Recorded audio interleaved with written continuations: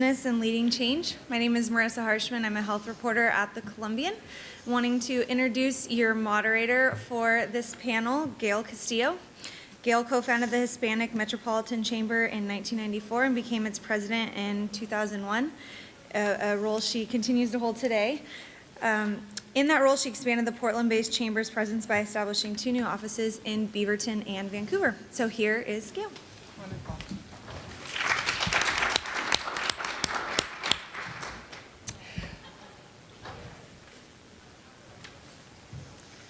Good morning. So we have, as you know, based on the program that you have, 4 outstanding women.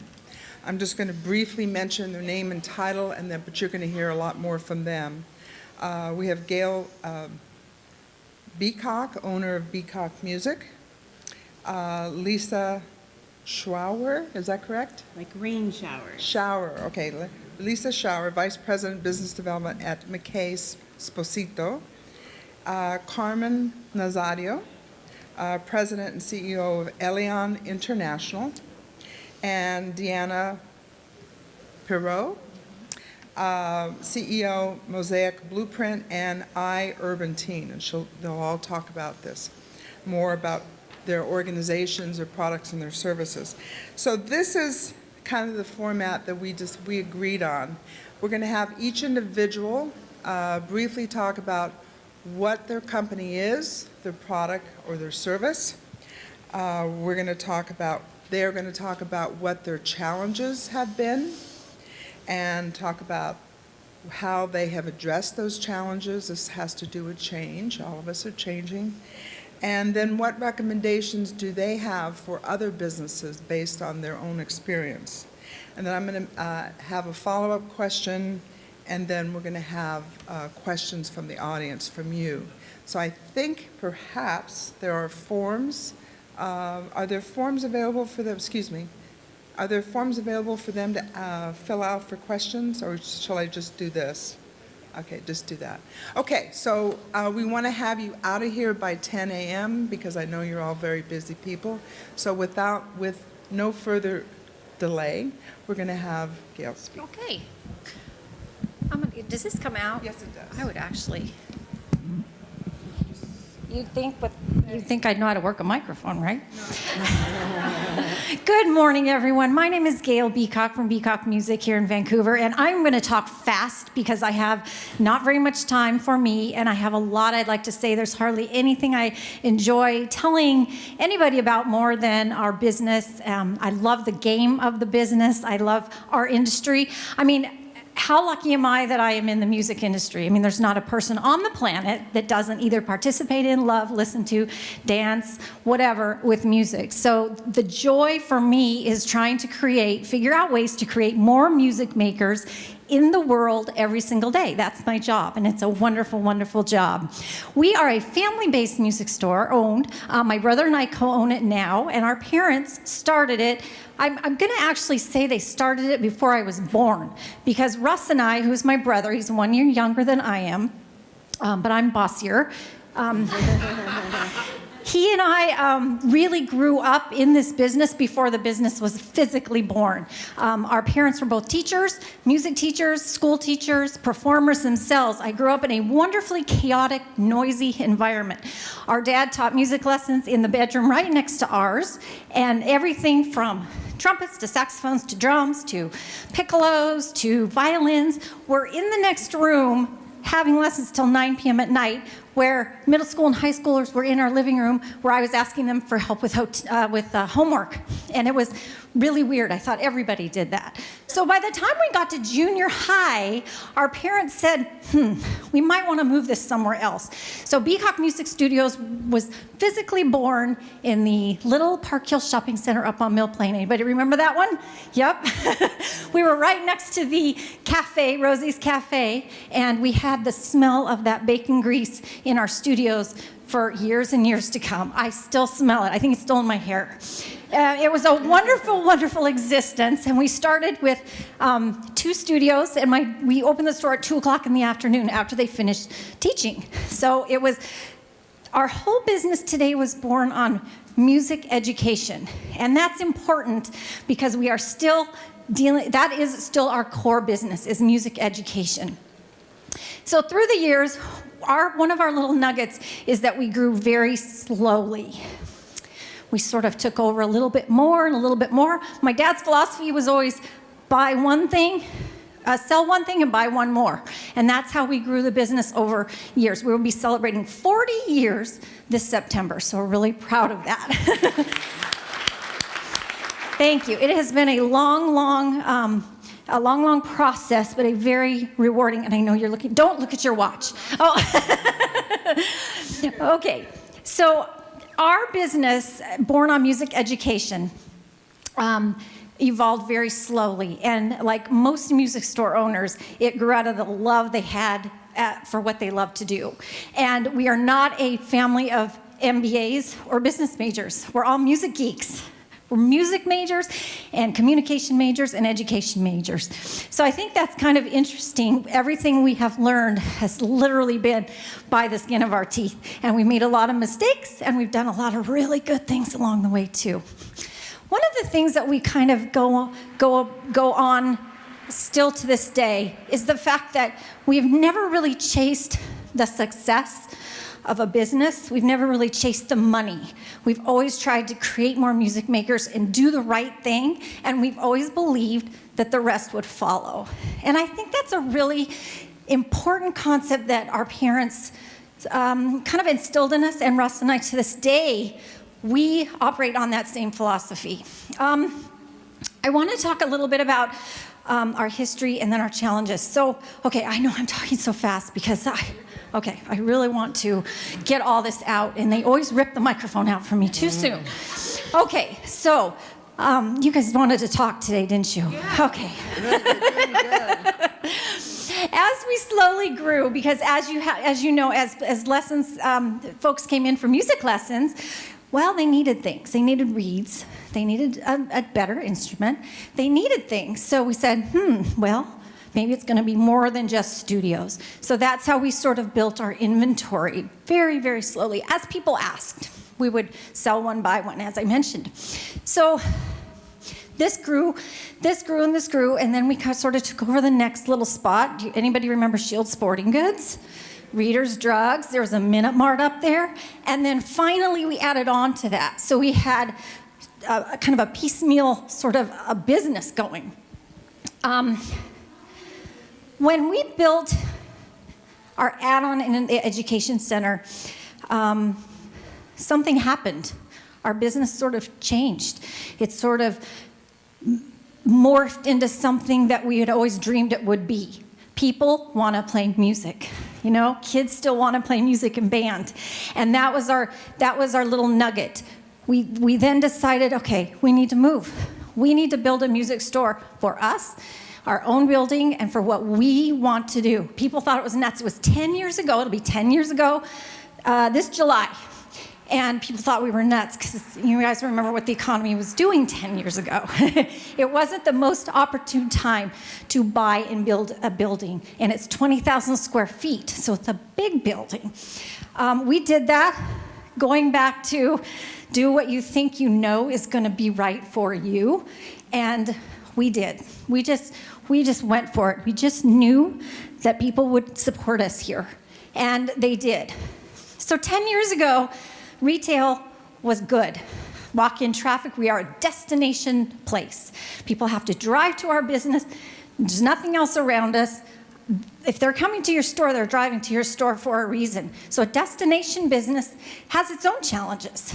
You know, you're not getting any drive-by things. In those days, it was good. Our business went from here to here. All of a sudden, we had a lot more products. We had a much prettier building. We had more employees. We had more offerings. We had more products, so business was really good. As the years have gone by, the retail environment has really, really changed. It's tougher to get people to come in your store. So what do we do to get people to still come in and support that big building? I always joke because everybody in our industry said, you know, retail's dead. Retail's dead. We're going to have to just do it all online. Well, my brother's response to that was, not if you don't suck. If you don't suck, they're still going to come in. That he says that it's on his wall. You have to be so good. So we have an environment that is energetic. If any of you have been in our store, we wanted to have just the neatest music store you've ever been in. If you come in, from the people to the displays, to the environment, to the cafe, we have coffee in there. We wanted to create something. The next thing, so that's a challenge, that retail environment. So that's one thing we did to kind of keep people from to come in. The other thing we did is we had to create a new market. So what do we get people to come in? Well, we thought maybe senior citizens who haven't played music in 30 plus years would be interested in taking their old clarinet or their own saxophone or their own drum set out of storage or out of underneath their bed. So we created a New Horizons band for senior citizens, and we created classes for homeschool. And what does that do? That brings people in. That brings people in every single day. So you're creating that excitement, that environment, rather than just putting out your open sign and waiting for people to come in. It just doesn't happen anymore. It's just different. The challenge for us is we have always been, how am I doing? How much time do I have? 1 minute, oh Lord. Okay, one of the challenges that we really have is our small industry is overtaken now by big people. You know, real invest companies that have fantastic websites and fantastic, there's chains now, and that's new in the last 10 years or so, where they've been so dynamic. We have to compete with that. Our challenges is we have to be better, and we have to tell our story. We are really big into music education in the schools, and in order to, like I said, thank goodness kids still want to play music in the schools. We've had to figure out how to create those markets. We created a step-up night where we bring out instruments to the schools, and we are out on the road. We don't wait for them to come in, we go out there. And we have a school services division like none other in the country. And we're really, really proud of that, really proud of that. That's where the action is. So we have people coming in, and we are going out. And that's kind of the key there. Some last-minute food for thought that has really served us well is pardon the pun, the bandwagon. You know the old bandwagon thing? We've never jumped on any bandwagon except our own. You know, it's like in a small industry, we all talk, and it's probably similar in a lot of industries. You go to a convention, and it's like, okay, here's what the new thing is, except if you're us, because we never really did that. We sort of did our own thing. I think it's really interesting to know what's going on. You know, we really pay attention, read the papers, and we know what's going on. And then we go, okay, now we're doing our thing. How do we create more music makers? How do we create more music makers? That's how we conduct our life day to day. Websites, no matter how big or small you are, you have to have a website now. Just, if nothing else, but for credibility, because everybody's hopping on. And the days of the old music store where they don't have a website and you go into the back room and you teach a lesson by who knows who, those days are just gone in our industry too, if you want to grow. And we are in growth mode. We are going after it. We are going to grow. We're going to create our own markets if we have to, which we are. And we just know that people want to play music, right? You all want to play music. If you don't play something, you wish you did. I know. That's the truth. Yeah. So I'm going to leave you just with that. Do your own thing. We have always just tried to do the right thing, and the rest will happen. And owner involvement, I will say that too. My brother and I are there every single day, and we are so involved. We know what's going on. And we're at a point now, we have 75 employees in our new building, and we're at that point now where we've got great people, but we can't, it's like, how much do you leave? How much do you guide? We're also a really big believer in sharing. We share our numbers. We are a for-profit organization. We have a lot of people to pay every 2 weeks. And if they don't know where we are and where we're trying to go, how are they going to help us get there? So we share. We're an open book. We share numbers, we share goals, we share where we are, we share where we need to improve, and we're very communicative that way, and that has really, really propelled our business to the next level. I'm going to let someone else talk, and thank you so much.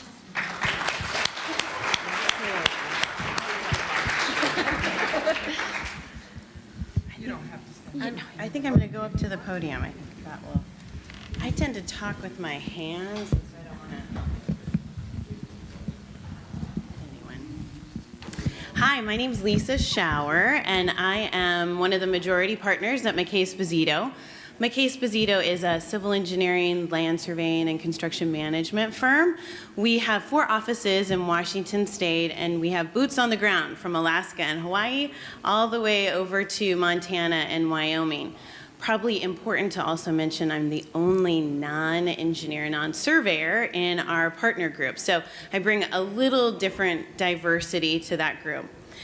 One of the things that I wanted to share, growing a business and leading change, is it's hard work. And so over the last 6 years, our business has realized significant growth and significant changes.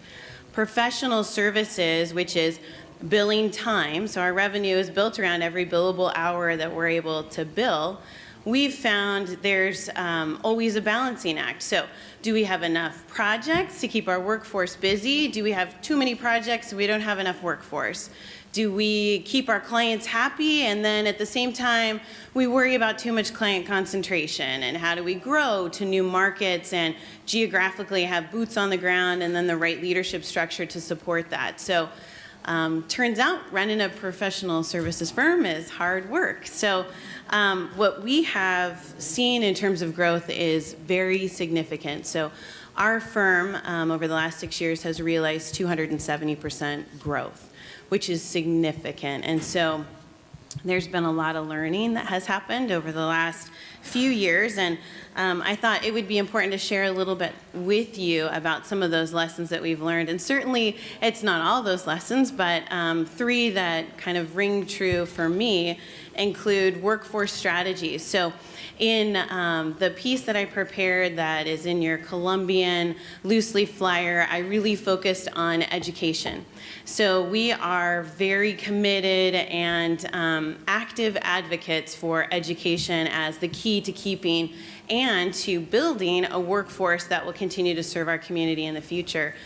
You know, there are a lot of reasons why our nation needs engineers, whether it be our aging infrastructure and the massive safety implications of not paying attention to that infrastructure and being proactive, or barriers to affordable housing, the use of electricity and how we get electricity onto the grid and help the utilities to be able to do that in a way that's quick and meets the needs of our nation. Those problems, and those are certainly only a few, those problems will be solved by engineers, by people that are a part of the STEM industry. And what we're finding is that with the baby boomers retiring, we don't have as many coming in, like many industries, graduating from technical programs or degreed programs to be able to meet that pace. What we are seeing, though, and what I am very proud of in this community is the amount of STEM programs. In elementary, middle, high school, I am extremely excited about Clark College's continued commitment to our land surveying program. I am excited about WSU Vancouver's commitment to engineering. These are all elements that help us to have a ready workforce. Now, at MacKay Sposito, I mentioned we have 4 offices in Washington State, and one of the things that we try to do as part of our workforce strategy to keep that talent that we have so that we don't lose talent when there is a shortage of engineers and surveyors and construction managers is to provide flexibility, choices. We have suburban settings, anywhere from Kennewick to urban settings like Federal Way, Washington. So we are encouraging our employees, if there's a better place for you and your family, because any one of these choices are so tied together, personal and professional, then we have those urban settings and we have those suburban settings so that hopefully geographically they find something that they need and they want while continuing to stay at MacKay Sposito, which is our first and primary hope.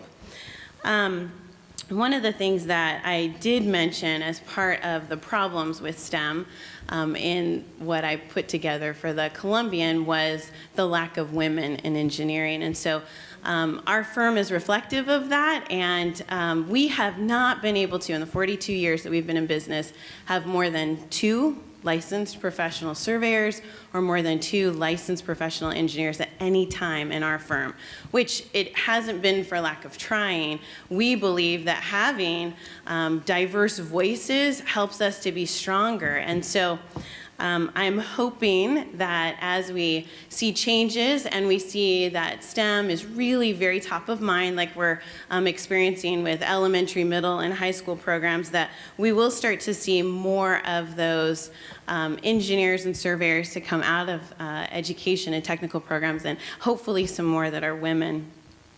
As far as a forecast for what I'm seeing in terms of STEM, one thing that I wanted to mention is in November of last year, Forbes put out an article about STEM, and girls are now saying that of the top 5 professions that they want to be in, 3 out of those 5 are STEM professions, which is really exciting. Now, there's good news for the boys, too. So they're saying their number 4 top pick is engineers. So it was exciting to see that on a national level, we're seeing girls and we're seeing boys that are seeing STEM as being so instrumental in what they want to do when they grow up. The second business challenge that I wanted to mention was related to a business model built for growth. So we have grown, and we've grown significantly. I mentioned our 270% growth. Having a corporate infrastructure that was ready for that growth probably wasn't in place as much as now today we understand it needed to be in place. So we hit the snooze alarm on some of those infrastructure investments, whether it be the right corporate compliance or controls, or even just down to accounting software, which can be very expensive. Not having that in place when we grew and we stretched, we're not only growing, but we're also trying to put all of those measures in place to support that growth as we stretch. So during the recession, one of the keys for us in terms of being able to grow was transitioning from private and local municipal work to federal work, which is fabulous. So the federal government pays within 30 days, which is fantastic, but there are a lot of strings that are attached with working for the federal government, and not understanding that, not knowing that, is pretty significant. So if I have a warning out there, if I were looking in the rearview mirror, I would say know what you're getting into if you make that transition to federal contractor status, because the infrastructure needed to be able to support that is pretty significant and is a switch. As a private company, you're having to do things that are really reflective of the political climate. So you're seeing the White House or Congress make decisions about how you have to implement certain benefits and policies and prevailing wage within your business. You need to have the infrastructure in place to be able to do that and report out so that you are in compliance. So my warning is just know what you're getting into. The third point that I would make about our business growing and changing is about leadership and the evolving leaders. So probably one of my biggest challenges is, how do I continue to stay relevant? How do I not let the business outpace me and my contribution? And that's difficult because the contribution I made in the past might have been really extremely worthwhile, and I filled a gap. But what contribution am I making today? And what contribution am I making in my business in the future? And how do I stay at least in parallel and on path, if not in front of my business? Because my business isn't going to go where I'm not already. So that's been one of the challenges that we've faced in trying to really utilize digital communications and social media, and technology is changing rapidly. How do I personally stay on top of that, and how do I allow my business to thrive within that environment and be dynamic and change enough? So my unsolicited advice, business owner to business owner, would be don't let your business outpace you. And you can be your own worst limitation to growth if you don't embrace change. So ensuring you remain relevant and you continue to reinvent yourself is important. I saw a quote that I thought was really appropriate. John Maxwell said, if we are growing, we're always going to be out of our comfort zone. And so I would say over the last 6 years, my partners and I have a partner here today, have experienced some wonderful peaks, some celebrations, and some successes that we were so excited about. And then at the same time, I think we have also experienced extreme discomfort. So growing is good, but recognize you're going to probably be uncomfortable. So with that, thank you.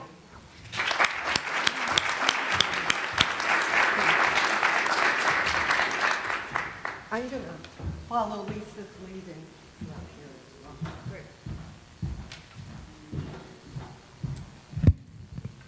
Good morning. I'm Carmen Nazario, President and CEO of Elyon International. Elyon International is a management consulting company that specializes in information technology services, GIS, which stands for Geographic Information Systems, and professional services. I started the company 18 years ago. My background was software development and project management, and I started the company out of my home, but I had big vision because I called it international. I wanted to do international business. And so when I started the company, I was the employee of the corporation and did that for about a year. And then I realized I'm not going to grow the company if I'm doing the work myself. So that was my first challenge in business. And I had to really take a step of faith and get out to start marketing the company. My company grew very slow. I was it for quite a while. And at the time I started, I was a single mom too, so I didn't have any big financial resources to make my company grow real quick. But I slowly and consistently worked very hard to grow the company. My first customer was Fred Meyer, and after that, I was able to generate some larger contracts. In my industry is very competitive. There are so many competitors from India and other countries, so that is one of my, has been throughout my business, one of my biggest challenges is the competition. And so I've had to compete with large companies like Microsoft. For instance, we're an approved vendor with the state of Washington and with the federal government, but there's also a lot of other vendors that do the same thing I do. So you really have to stand out and do the best quality possible. And that was one of the reasons for starting my company, because I used to be a consultant working for the customers, and I thought that I could deliver a better product and treat my employees good, treat the customer good, which is really the baseline of my business. If you treat your customers well and deliver quality services and treat your employees well, everything falls into place. So as of today, I've grown the company to approximately 100 people. We are doing international business on a small scale, but that's always a good start. And we are working in 7 states. And we have diversified our business, and I expect continued growth. Technology plays a big factor in that, and even though I'm technical, I am not the expert anymore, and I have to rely on specific expertise. And now it's grown into, with the cloud services, there's professionals called now cloud brokers, now, and where that never even existed a few years ago. So it really requires that I stay on top of technology, and we network a lot. We work with the federal government a lot, so I can provide advice on that. 90% of our work is with the federal government. At the moment, we're expanding into the commercial sector. We work with the state of Oregon, with the cities. And so what Lisa referred to in terms of working with the federal government is true. It's a long sales cycle, whereas in the commercial, sometimes you can go do a presentation and then do a proposal and you can get in a little quicker. In terms of offering advice, I can tell you that I have taken advantage of every service out there for small business, through the Small Business Administration, through the Hispanic Chamber of Commerce, through other organizations. Networking is key, attending national conferences, local conferences, regional conferences. That's what's made a difference in terms of growing my business, and not only that, but gleaning from other professionals and gleaning from other business owners as well. And so I brought some flyers and business cards, and at the end, and anyone's welcome to them. Thank you. Great.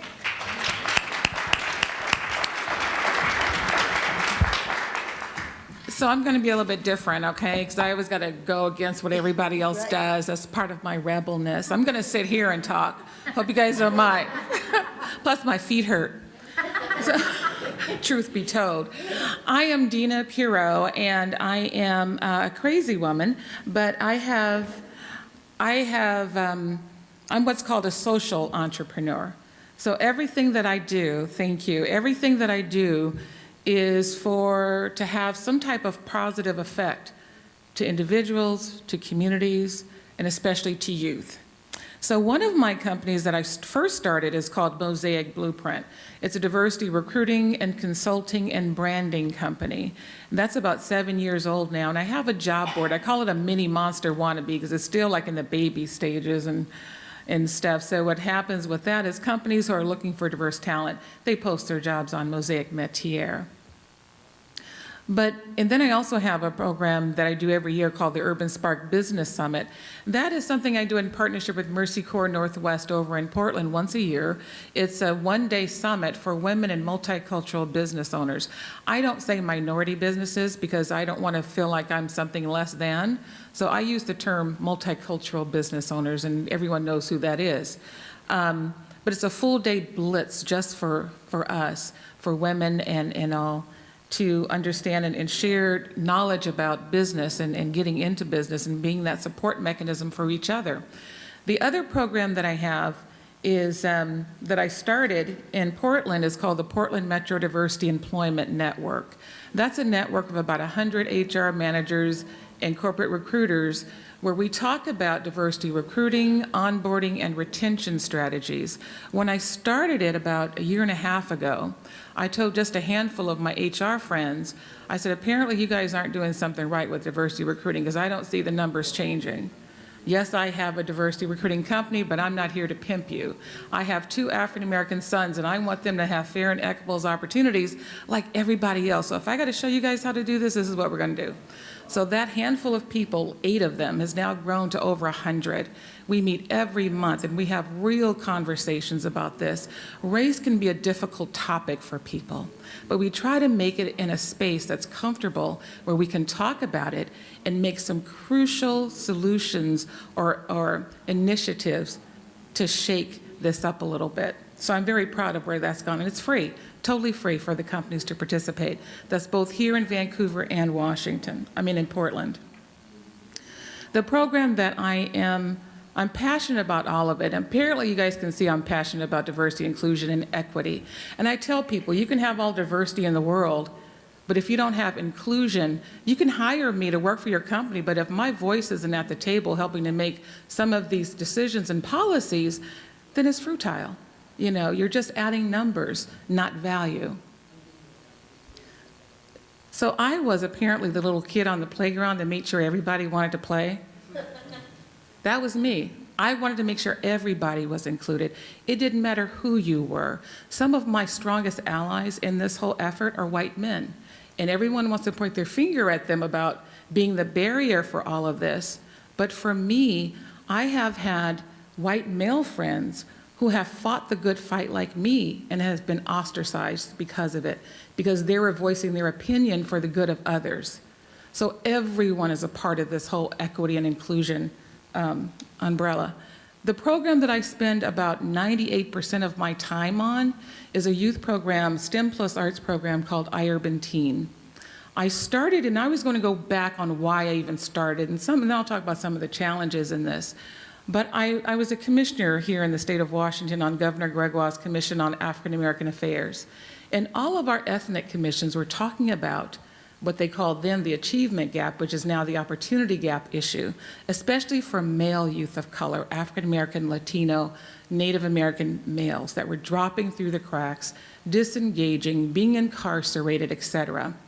I'm not one to sit back and talk forever about something. I'm more action-oriented. People know this about me. I move quickly for change, and it's been effective change.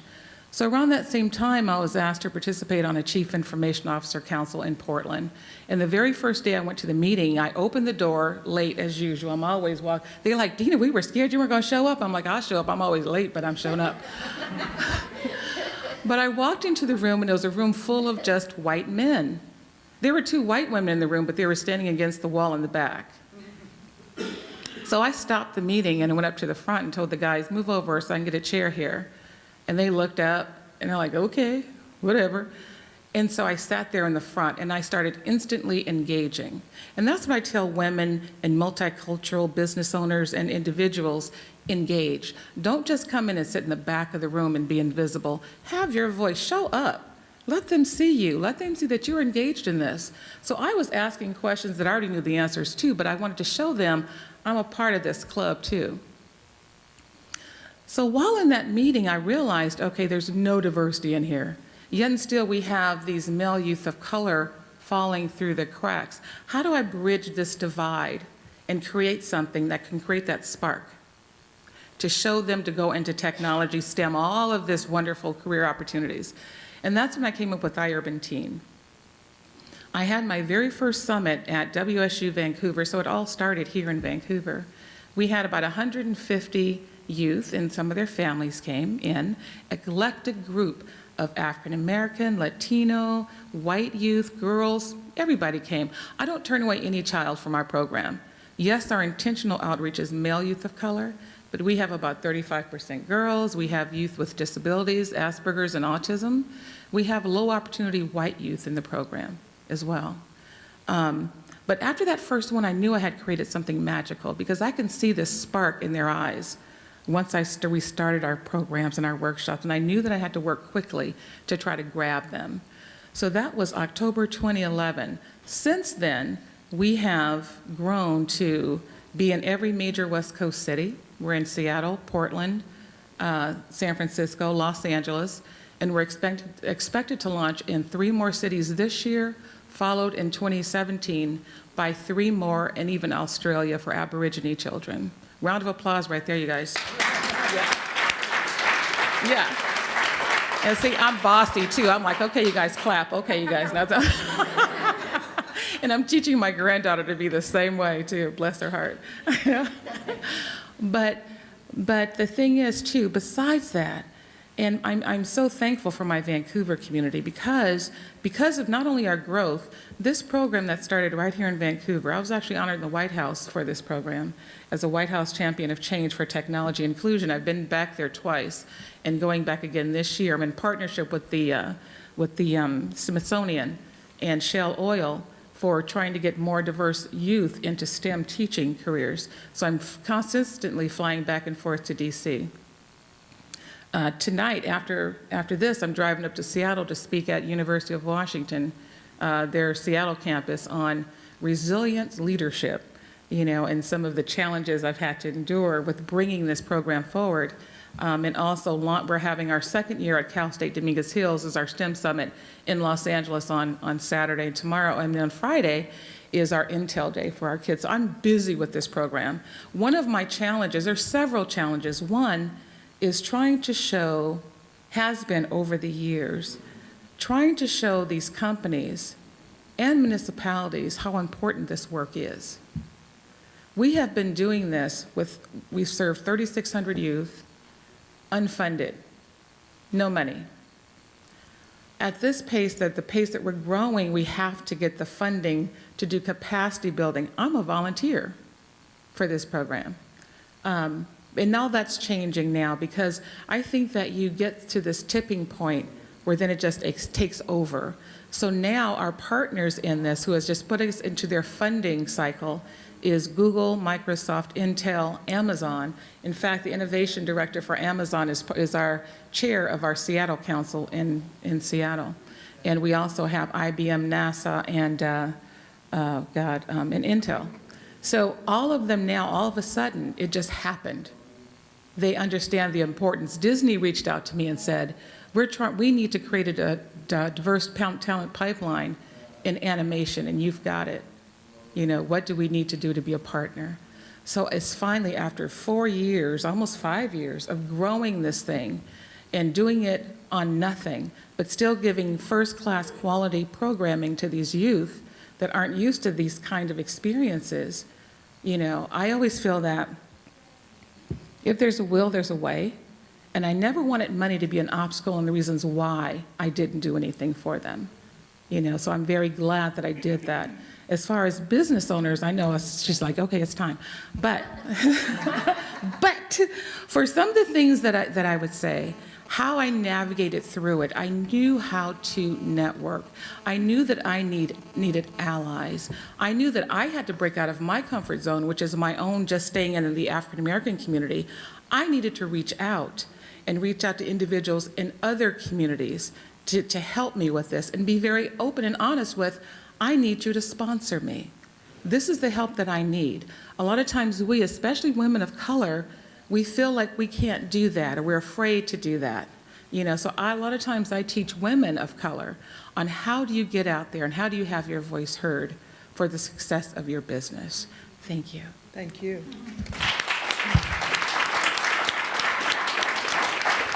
So before I open it up to questions from the audience, I've been asked to ask you, and so I would just ask you to respond as you wish. What do you see as some of the advantages for some of you are operating internationally, nationally? What are some of the advantages of operating your businesses in Vancouver? Any one of you can respond to that. You want to respond? Sure. I would say that this for me, and I worked for the city of Portland forever, for 16 years, and even though I lived in Vancouver, everything I did was in Oregon. It wasn't until, and sometimes you have to look at being downsized as a blessing. So when I was downsized and started my business here in Vancouver, I saw how easy it was for me to navigate through to the city council, to the Clark County folks and other businesses, and even up in Olympia. It was easier navigating through those and getting the support that I needed to launch iUrban Teen. It was no problem, a no-brainer to launch here. So I think this is a great environment to start your business. Anyone else would like to respond to that? So I'll just respond. I really don't have anything new to add other than what was shared earlier. It's taxes, it's education, it's a great place to live. We can have employees that can have families that thrive here. So we would not move our headquarters at all from Vancouver. This is where we want to be. Well, my answer is very unsophisticated, but it's my home, it's our roots, it's where our family grew up, it's where I grew up, it's our history. So when you have that history, it kind of invests you in the community more, and then you know all the players, you know all the schools and all the band directors and that sort of thing. I will say that one of the challenges going forward is that the Oregon tax break for Oregon buyers issue comes up periodically here in Vancouver, and there are certain council people that are pushing for a Oregon taxpayers have to pay tax. We sell high-ticket products. You know, we have a Barry saxophone on the floor that might be $10,000. That would kill our business. So we look at that very closely, and if that changes in the future, we will have to make a change and probably open an Oregon location.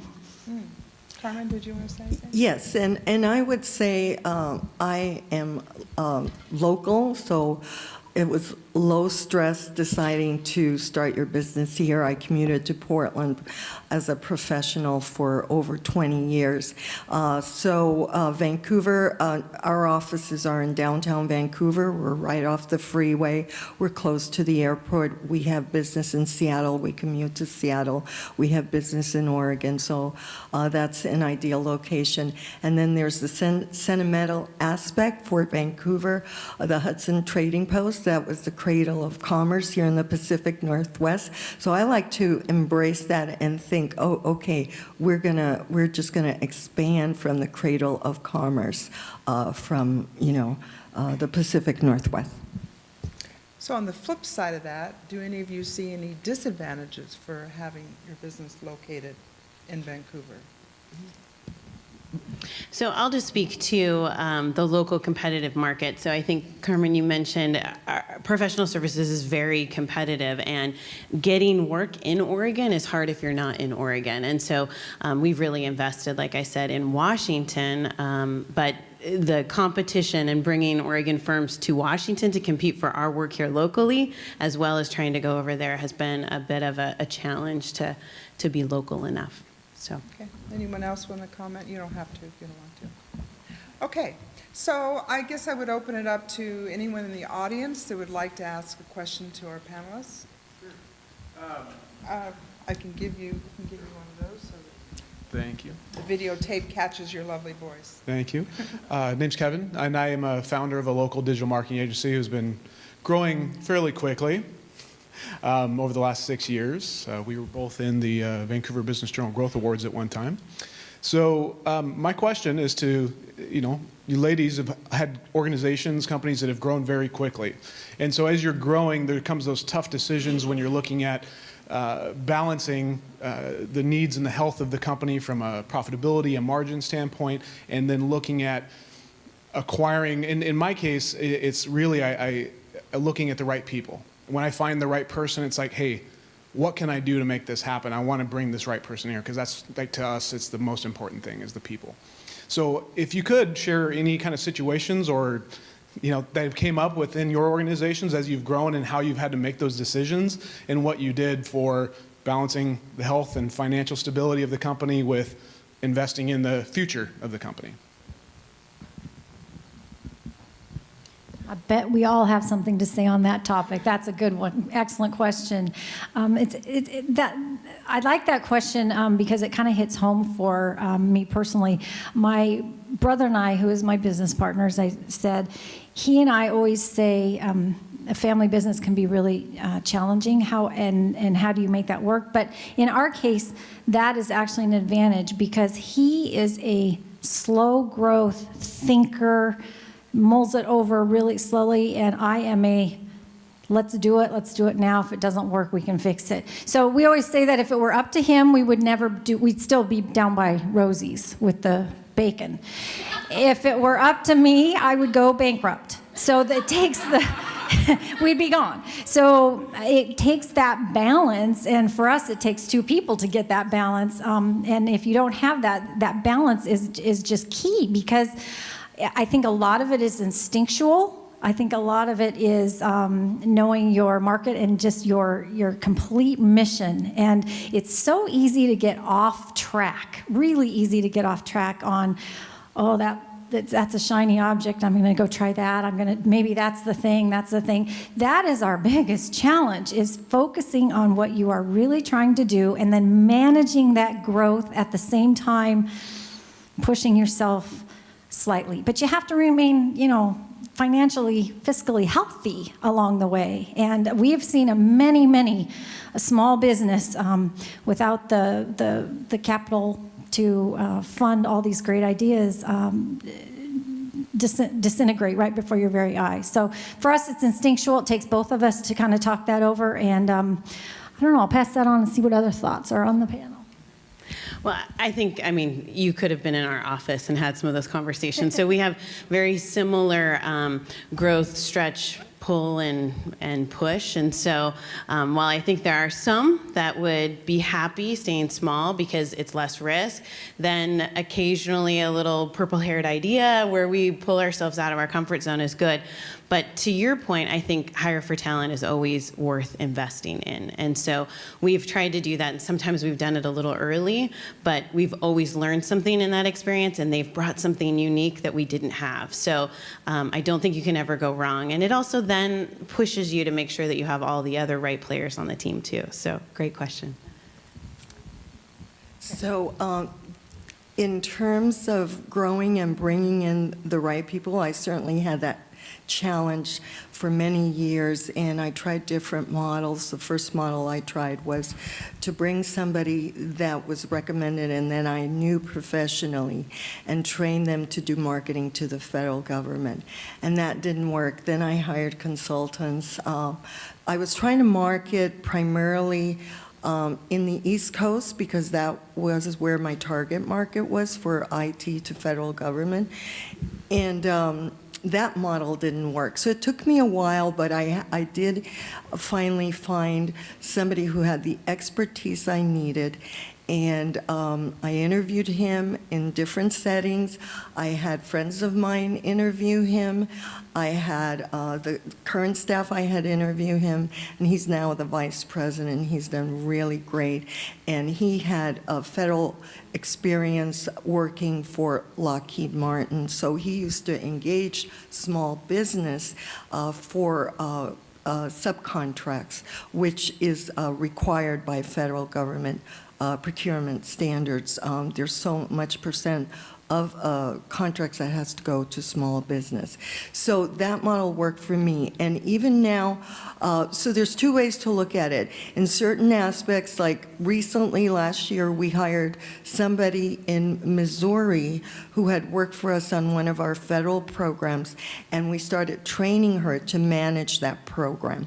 So in that instance, she didn't have the management experience, but after a year, she is doing excellent. We've trained her, and now we have also hired somebody else to do business development in the Pacific Northwest on the commercial end, and we're training them. So there's, different approaches and models. And does that answer your question, or was there a second part to the question? I think it addresses it to a good extent. It's one of those things where it's always a challenge when you're looking at it. You're like, I really want, all these players on the chessboard. Right? When you're looking at it, you're like, hey, I really want to get these people here. But then you're looking at margins, and you're like, I'm very positive that we're going to do this, but I have to take our clients, our employees into consideration. Right. And let me just add on to that. This year, I had an internship for Portland State. I graduated from Portland State, and it was a financial analyst, a diverse student, and I brought him in.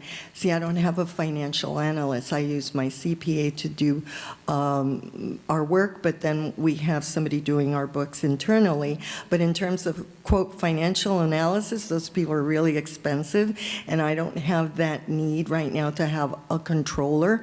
But he did wonderful, and so I've retained him. And out of that experience, he got another job, so he's really excited about that. And so there's different ways you can look. You could also get, because it is expensive to bring in top caliber people. So there's that balancing act where you need to have retained earnings for continued growth and then also bring in the right expertise. It's a real balancing act, yeah. And I would say that, your human capital can make or break your company. One of the things that I didn't want to do when I left the working world was manage people. And a lot of times I find myself in my organization, iUrban Teen, managing people, and that's not the best use of my time. So we're still ramping up and trying to find that right magic number and personality fits that is going to help grow this program. I always tell people, you got to find people that share your rhythm. I move extremely fast, lightning fast, crazy fast. I do. I work extremely fast, but I think things through. I already know what may work, what can go wrong, what do I need to do if it goes wrong. I think those things through if I launch something. People can't keep up with me a lot of times. Unfortunately, those are the people that I had all around me. So I was saying, okay, tie your shoe, now take 2 steps to the left. I don't have time for that. So just now I'm finding those people, those vanguards, those innovators that get it, those creative types, but I still need the analytical types that are going to help build that infrastructure. So now we're starting to get that system, the right mix of people in place to grow this program. We're still a startup, and so that's my challenge, is finding those people that share that rhythm. and having someone else manage them, not me. Very quickly, it's interesting because I feel like the most important thing I do every day is manage people.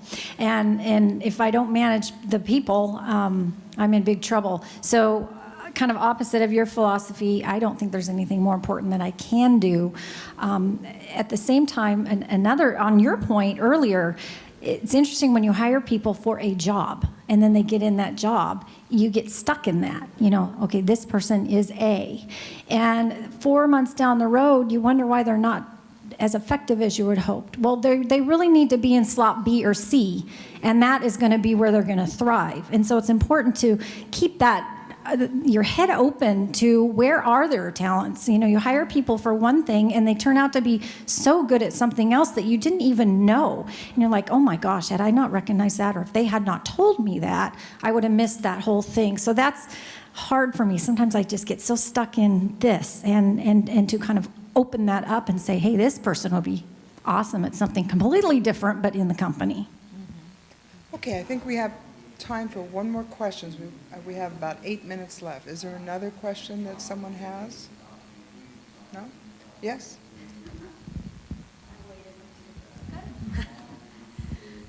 First of all, thank you for being here. And on the follow-up on your question about, you mentioned that, you didn't have the people around you that and I'm in that place right now, I'll admit. And how do you, and it sometimes saddens me because it's people that I'm, my place, color, women. And I've attempted to, when I see those in the individual cases, to change that. But, it's that complacency. I don't know. What continues to motivate you to continue doing that for your circle of influence that is in that realm? Because it's hard work. I mean, it drains you. It really does. And I think that's why I like working with the youth. So the youth is what inspires me. Because I know that these young men and these young women are going to be our age at some point. And if I can help create a golden pathway for them, then I've done my job. But at the same time, when I see their parents come in with them, because we're a very family-oriented program, in fact, when I took our kids to Google down in LA, and we had some parents and a grandma and a little baby brother there. Well, in our African American and Latino communities, family first. So they are invited to everything. But when I see the parents come in, and a lot of times they don't have jobs, or they are under, paid for the work that they do, I try to motivate them to think about elevating their game or becoming a business owner. So I continually do that. That's what keeps me motivated when I see these opportunities. But if I work with you and I see that you're not moving forward, I'm going to keep going someplace else. Everyone has to be responsible for their growth. So you don't all have to respond if you don't want to.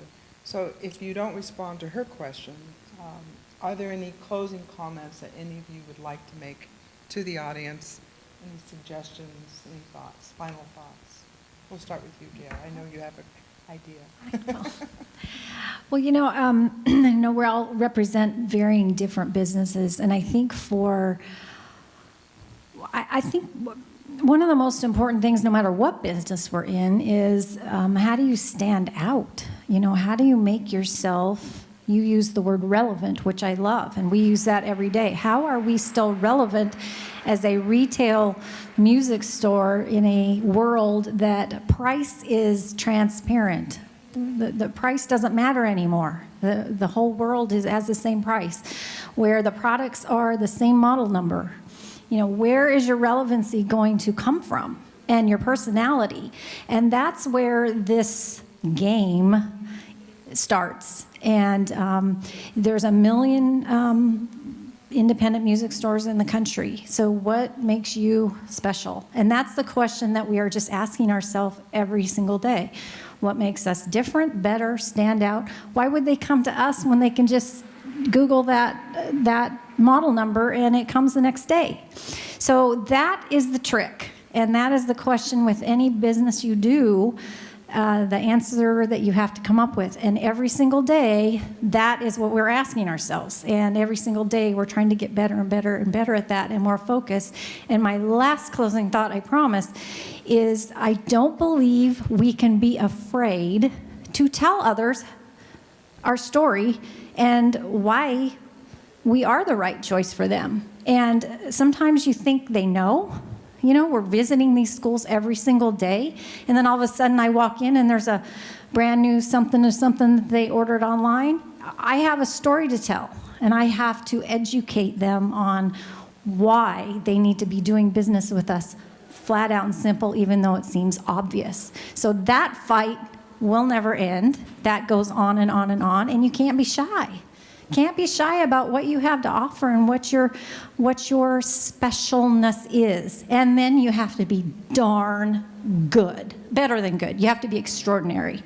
And the hard part of being extraordinary is doing it consistently. It's everybody can be an extraordinary for a day or a week or a month or even a year, but it's doing it every day, day after day, and keeping that energy up. The energy and the enthusiasm is what will propel you, and that's all we got, folks. That's it. The rest of it, everybody else can do the rest of it.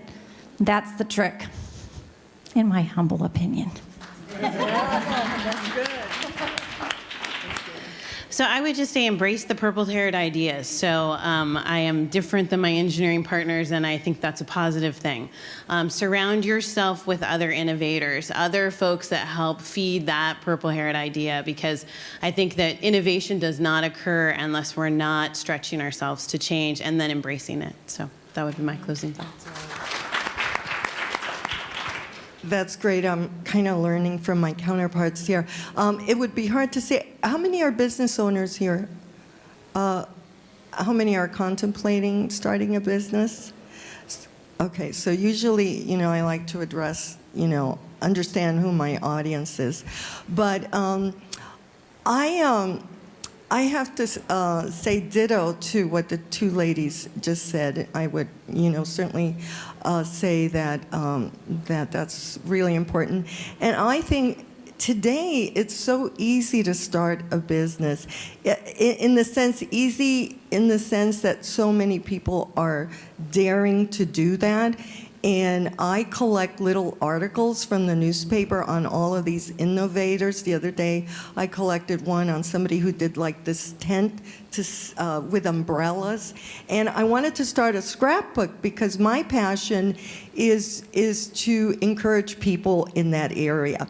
And especially the young people, they're more daring. Of course, they're really savvy in terms of technology. So I would just say, dare to step out and take courage. That's my closing thoughts. Yeah, I got my cue. I'm going to keep it short and sweet. Again, social entrepreneurialism. Think about what you can do for your community. Think about how we can embrace and grow Southwest Washington. Think about if you are a successful business owner or just individual, learn the difference between mentoring someone and sponsoring someone, especially when you're looking at women and women of color or any multicultural businesses in the workplace. How can you sponsor them? That can mean a world of difference to everyone. So sponsor, network, sponsor. Thank you. And with that, I want to thank our panelists for taking your time to be with us. We know that you're very busy, trying to be relevant and trying to be exceptional. So thank you very much, and thank you all for joining us this morning. Thank you.